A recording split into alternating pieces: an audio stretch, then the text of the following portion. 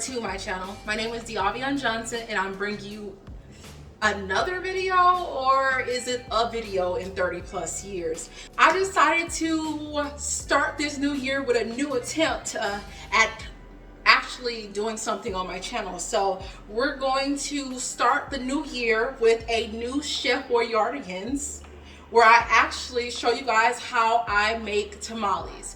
Now, the way I first started to learn how to make tamales is I watched a video. The person that I watched was Views on the Road. I will leave her link to her video in the description box. I'm gonna add different seasonings. I may add a couple different peppers in there as well in order to make it mine and also try something different. I just, for the most part, followed her stuff because it was like very easy to follow, and it made me think, okay, I can do this. It takes a lot of work to do these tamales, but I like the end result. So if you guys want to see how I make the beef tamales, stay tuned and keep on watching. Okay, so as you guys can see, I have some ingredients on top of the island, and I'm going to first start off with what Views on the Road video basically told me to put in there. Is basically going to be the basic ingredients that you will put in tamales. Then I'm going to tell you guys what other things that I'm going to add, and you guys don't have to add those in there. I just want to try it to see how it tastes. But for the most part, everything is going to be similar. I'm going to add different seasonings, but I'm not going to show you what seasoning I'm going to add until I'm actually in the process of putting the seasonings in there. Okay, so the main ingredient besides beef, which I have sirloin tip roast, and I got 3.85 pounds. It's recommended to get about 4 pounds, and last year I think she said that she made 24 tamales, but when I made it the first time, it made me like 40 plus tamales, and I was like, okay, so we still wrapping up these tamales and these corn husks. Like, it's taking forever. So yeah, basically some things have changed. I also have a pot that I can actually cook the tamales in there, so it won't take forever, but it will take a little time. I have these guajillo chili peppers. I got it from the store that I work at. It's recommended from Views on the Road that 20 peppers will do. Basically, you have to cut off the stem. You also have to de-seed the chili pods. But for the most part, I just got 2 packs. I feel like it's about 10 of each pepper, 10 peppers in each of these packs. So I just got 2. I also have lard. Her recommendation was 1 pound as well. Like I said, if you're using more tamales or trying to make more tamales, then you're of course going to need to fit the recipe for you. Like I said, I didn't grow up making tamales, so I followed a recipe, and now I'm doing my own thing this second time around. Okay, so also she said that you either need to have 1/2 of an onion, of a large onion, whether it be yellow or white, or you can use 2 medium onions. So I don't know if this would be considered a medium onion or would be considered a large onion, but I didn't want to do too much and put 2 onions in there and then basically we waste it. So I'm going to just use this medium or large onion and cut that in half and put both of the halves in there. So it's going to be 1 onion, okay?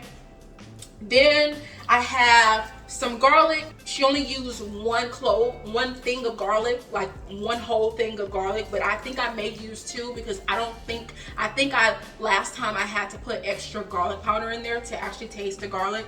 And then we have the chicken flavored bouillon. This is the Knorr brand. She said 1 tablespoon, but then when I put 1 tablespoon in my stuff last year, I was like, this can't be the recipe because this is bland.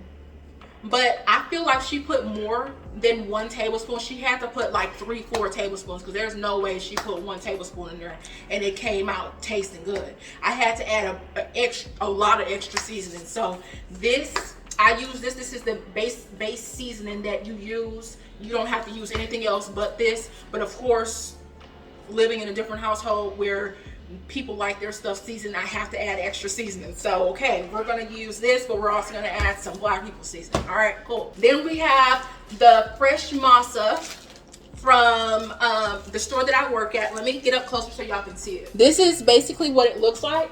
So now we need corn husks. This is what's going to hold your tamale. Now, if you are from someplace else like El Salvador or something like that, I don't know all the other people who use banana leaves. I don't know what those tamales taste like, and I don't know how to make those tamales. So first of all, I have to try that first before I decide to use banana leaves, and then also I have to figure out how to make it and follow another recipe. But I'm basically following a Mexican person's recipe. Okay, so this is going to be Mexican tamales.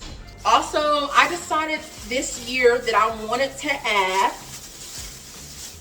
some jalapeno peppers in there. We're gonna do, I only got 3, but these are red jalapeno peppers. And then I also got 1 lone red habanero pepper. I don't know. Hopefully it doesn't alter the taste too much. And I'm trying to figure out, do I want to boil it or do I want to just add it in its full glory? But I'm feeling like I want to boil it because I don't want to like go too crazy, you know? Because I don't know how hot that is. I also got an ancho pepper. I don't know why. I just saw it in the store. People really be intriguing me when they be coming into the store and buying these peppers and stuff. I got the guajillo peppers, and I always see people get these ancho peppers. This come around this time of year. So I decided to get this as well and put this in there. I didn't want to get too many because I didn't want to alter the taste of the guajillo peppers too much, but I did want to put this in here as well to give it a little bit more whatever this is supposed to give. Also, before we actually get started into the video, because I know y'all tired of me rambling. I'm rambling, I know. This right here is a bowl that I end up getting from like the 99 cents only store, or the 99 cents at the end only store. Yeah, that I end up getting that because I needed something to actually work the masa for the tamale filling, for the tamales, you know, to construct the tamales. At first, when I was looking at people, I was like, why they gotta put lard in there? Like this look already done. But of course, that's how you know you never made tamales, because you know that this, first of all, is not spreadable. It's gonna be super dry and it's not gonna work out. So you're gonna need to beat this lard until there's masa, okay? So this right here, I have this bowl. It's not too big. So if you're making a bowl, if you're making, you know, 5 decades worth of tamales for your whole lineage, let me show y'all a big dog bowl. This bowl, you just need it to be wide enough and you need it to be deep enough for you to mix the stuff, depending on how much stuff you have. Now, if you have a lot of stuff, then go ahead. This is like a wash basket. Basically, that's what it is. So yeah. So let me move these out the way, and then we're gonna actually get started on doing what I need to do, which is cook. Okay, cool. Okay guys, so as y'all can see, I'm about to start cooking the meat as well as the broth that's gonna be created with the water that I'm putting in there and all the vegetables and stuff. So I have the 4 pounds or the 3.85 pounds of that sirloin tip roast. You can use chuck roast. If you know what other beef you can use, I just got as close to chuck roast as I could. So this is what I have. I'm going to put some water in there and fill it enough to cover the meat completely. Okay, so the meat is completely covered with water. Now I'm going to put my full onion.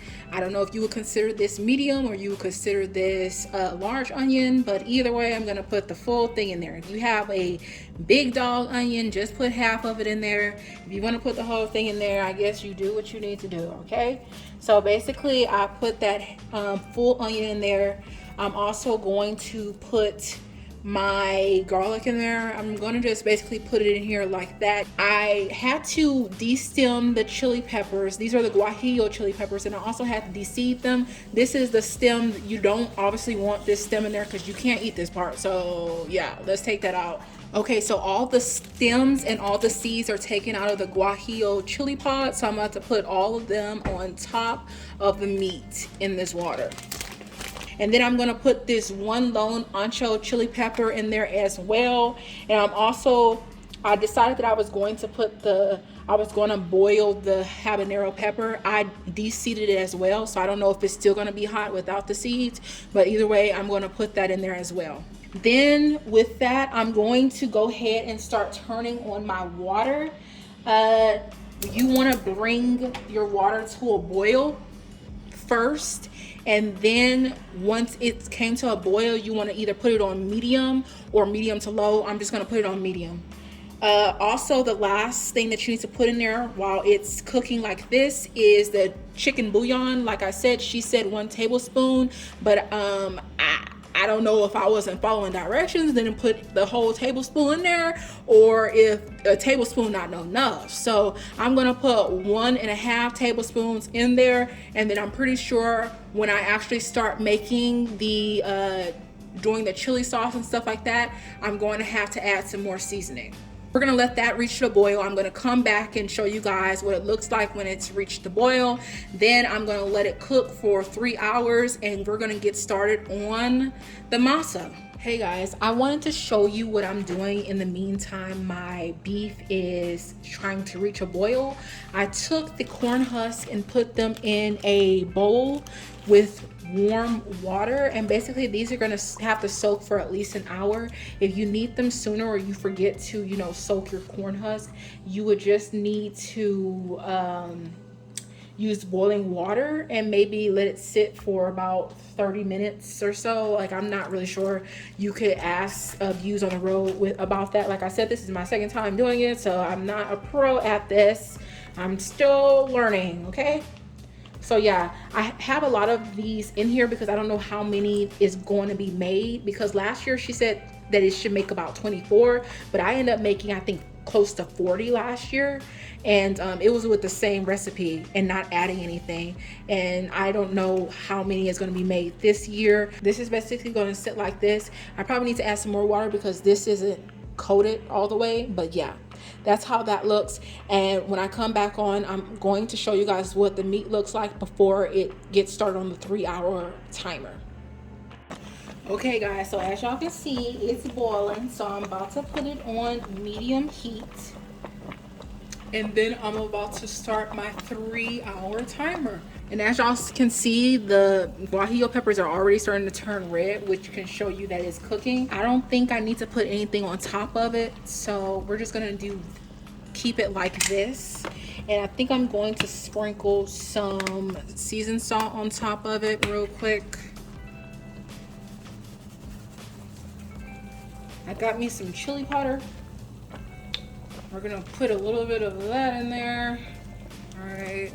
And then I got some cayenne pepper. I don't know why this isn't in one like this. I don't know if I'm just not looking hard enough, but we're just gonna put like a pinch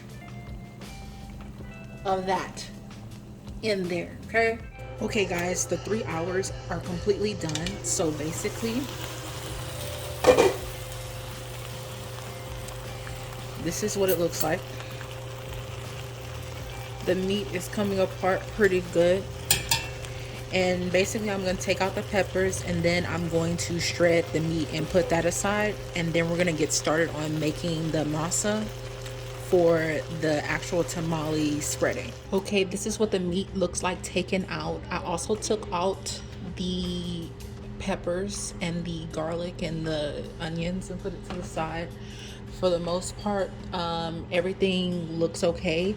I feel like I'm still gonna have to put a lot more seasoning, of course, in there, but I also saved that broth because you're gonna need it to loosen up like the chili sauce, and you can and make more of it. So keep that, don't throw it out or anything like that. Right now I'm just shredding the meat. Okay, here go all the beef shredded. And now I'm about to get ready and blend up all of the boiled chilies, and you know, start seeing if it needs more seasoning, which I'm pretty sure it does. Okay guys, as you can see, I have some chilies in here. I still have some over here. It's half of it in here and half of it there. I'm going to put all of it and blend it, but right now I'm just doing some at a time. I'm going to put a cup of the broth that we cooked it in and that we made from the beef. This is 2 cups right here. We're gonna end up using a full 2 cups, but right now I'm just gonna put 1 cup in here for this half. And then after that, I'm going to show you guys the chili mixture all blended up, and then we're gonna actually get started on beating the masa. Okay, here goes my chili sauce completely blended. I've been adding some more seasoning in there because, like I said, that chicken bouillon is not enough to season up the tamale stuff for me and my household. If it's enough for you, then stop at the 1 tablespoon or the 2 tablespoons in the broth, and then only add it when you are actually putting the meat into the chili sauce. But like add another tablespoon when you're putting the meat into the chili sauce. But I needed to get a little bit more seasoning in the chili sauce before I start adding the meat, because I'm gonna of course have to add more seasoning when I put the meat in there. So this is what my chili sauce looks like.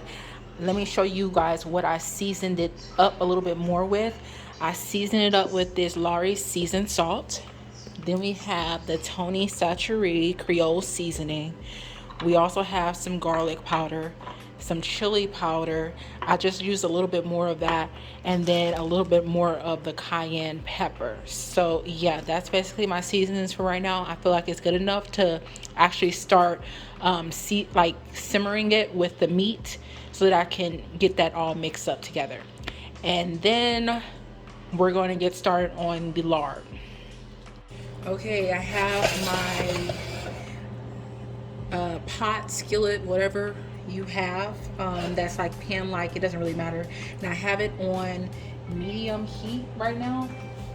I'm about to put, before I put all of the chili sauce in there, I need to take a cup of this out and put it to the side, because that's what we're going to add into our tamales at the end in order to make it that reddish color. So yeah, let me take a cup out of here before I actually place it into the skillet so that we can put the meat in there. Okay, now I'm adding it in here.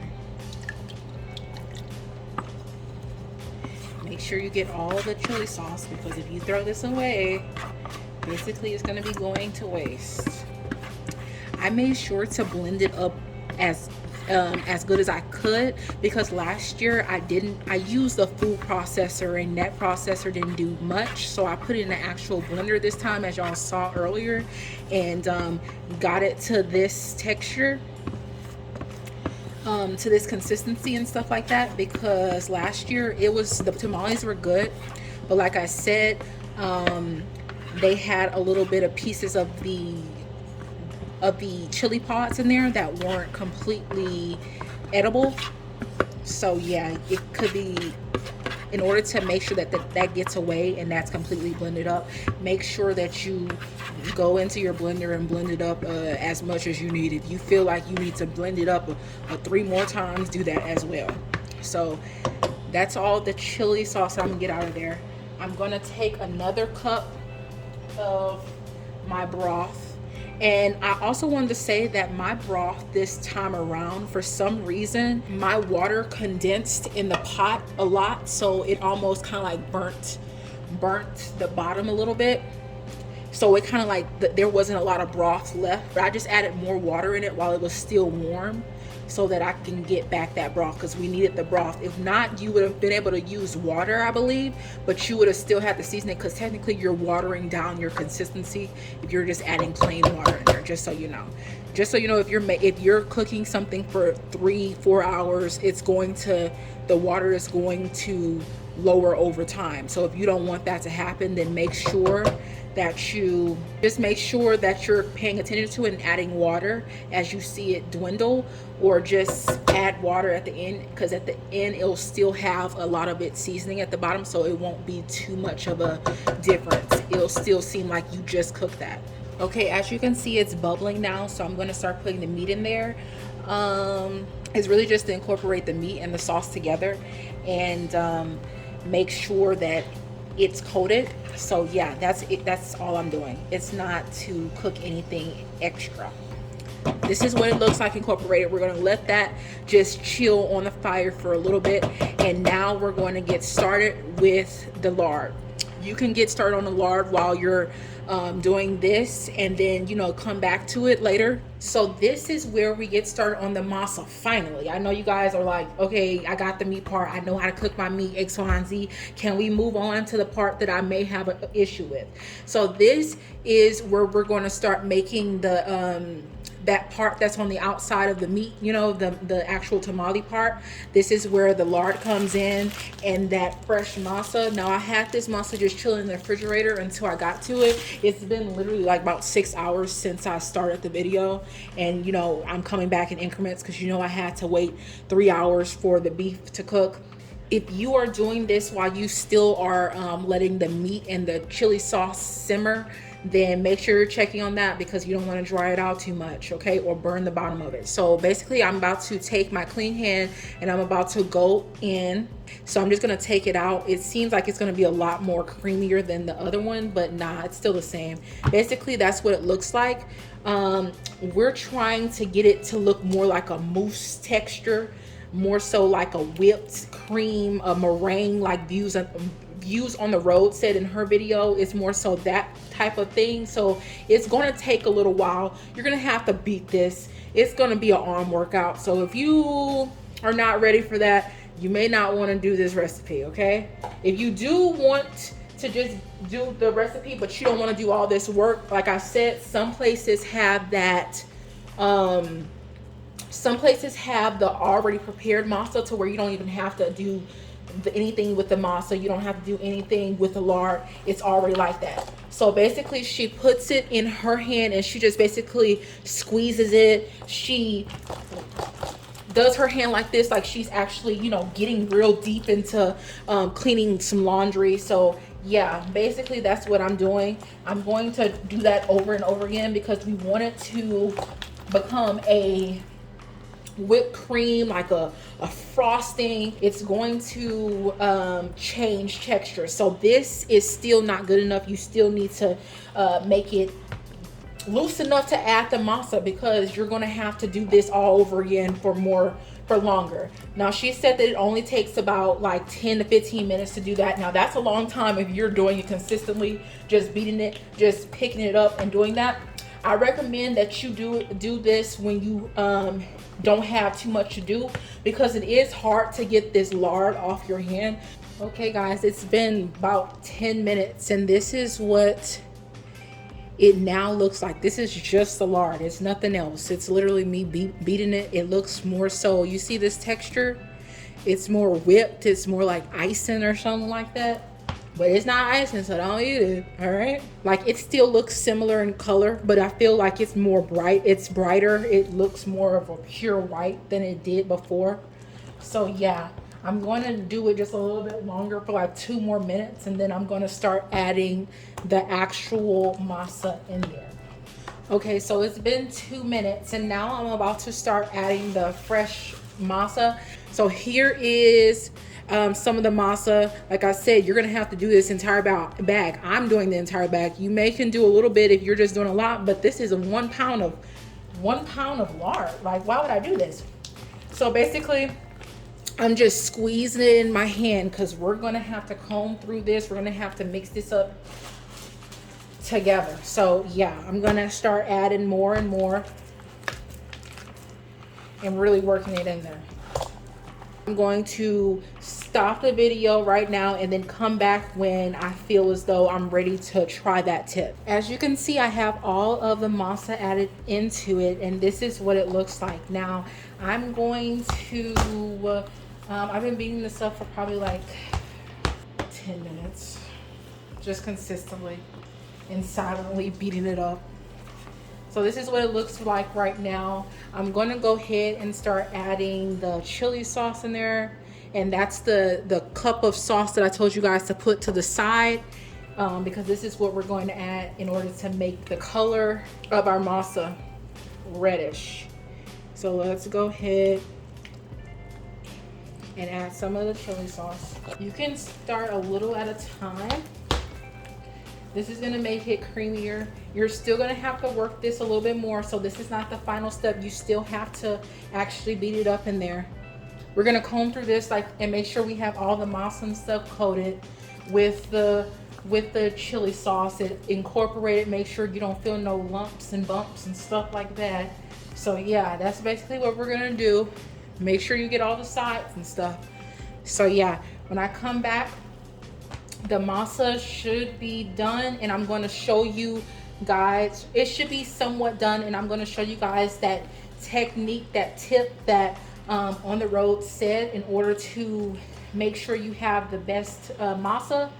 We're going to get a cup of water and we're going to put some of the masa in there and like drop it in there and try to see if it floats or if it sinks. If it sinks, that means we need to do some more work. If it floats, then that means our masa is ready. So we're going to continue beating it up until then. Okay, now we're about to take a cup of water and see if I put a little bit in there, will it sink or will it float?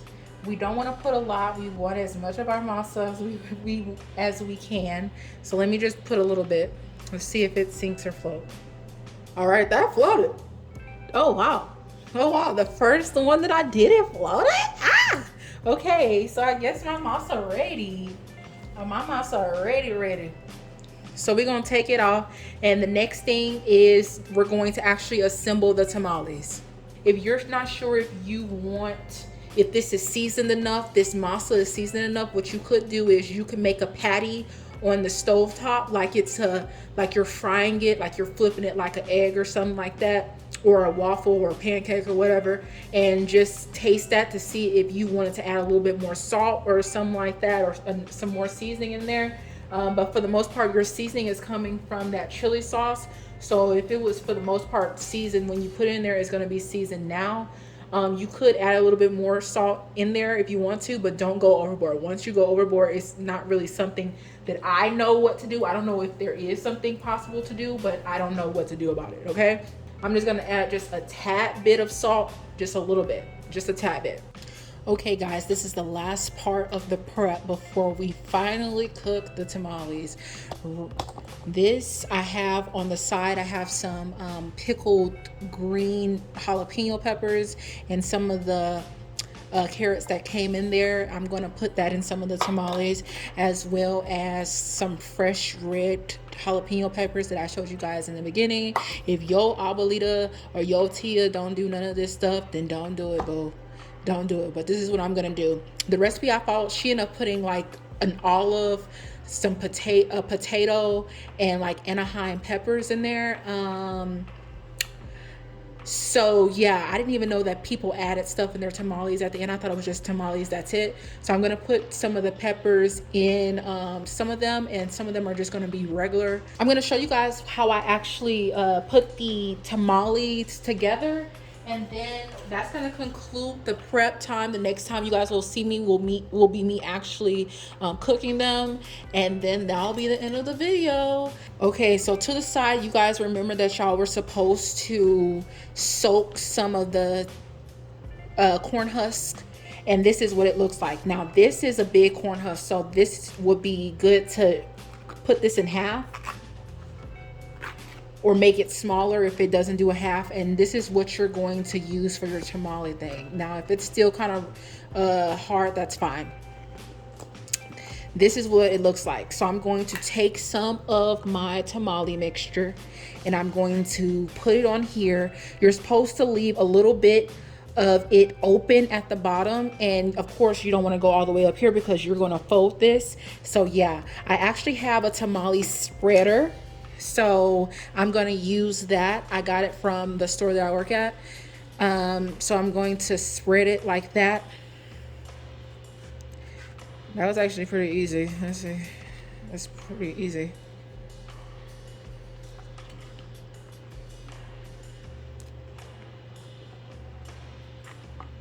You want to have an even thing over most of them, okay? So you want it to basically be even. If you don't like the masa spreader, then you can just use a spoon. If you have something else, then do that. Okay, so this is what I'm using. I'm going to put it on the full thing.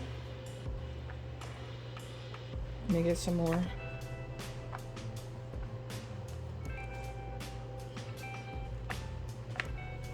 I want to put a little bit more at the bottom.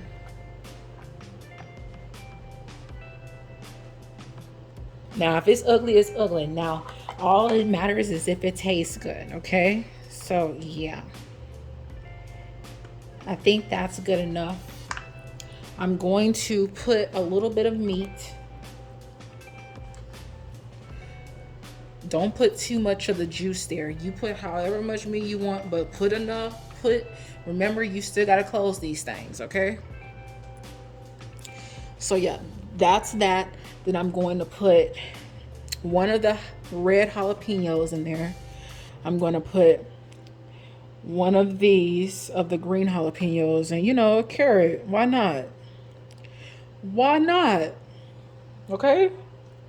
Then we're going to fold and tuck as tight as you can. Fold and tuck. And then you're going to fold the other side. Okay.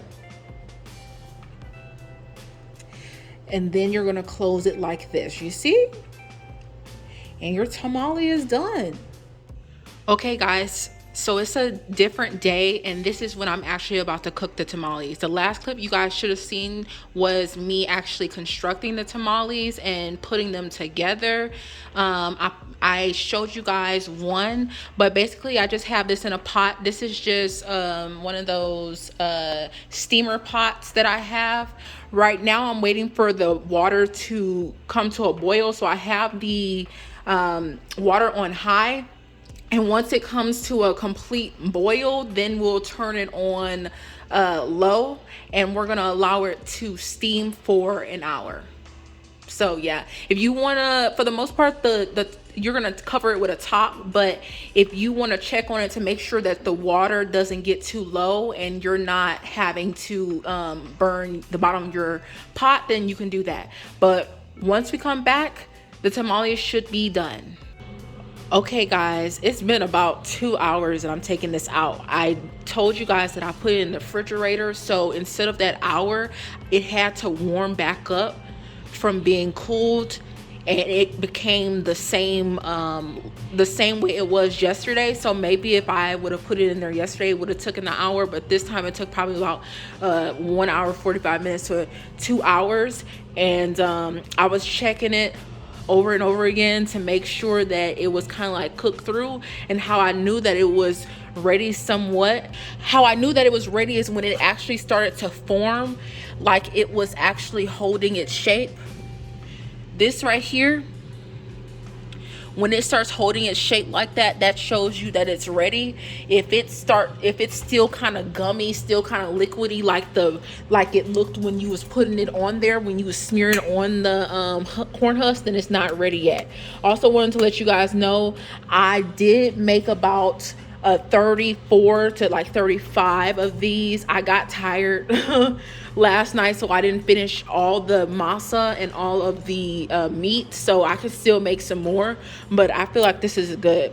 So this is what it looks like, and then I'm going to show you once it's cooled down for about like 5 to 8 minutes what it looks like, broken into. So yeah.